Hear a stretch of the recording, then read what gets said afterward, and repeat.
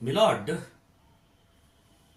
हा जो भिक्कारडा दिसतोय ना, तो स्वतःला मतदाता व लोकशाहीचा घटक म्हणवितो मिलॉर्ड, आणि असेलही कदाचित मतदाता.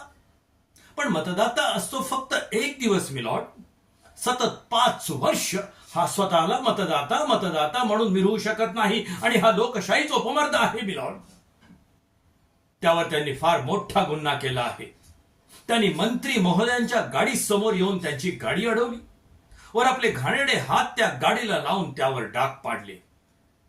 परिणाम स्वरूप मंत्री महोदयांची मानसिक परिस्थिती बिघडली, आणि ते त्या दिवशी आपल्या समाजकार्यासाठी घराबाहेर पडू शकले नाहीत. मंत्री महोदयांना सामाजिक कार्यापासून वंचित ठेवण्याचा फार मोठा गुन्हा केला आहे. याला जास्तीत जास्त शिक्षा व्हावी. That's all milord.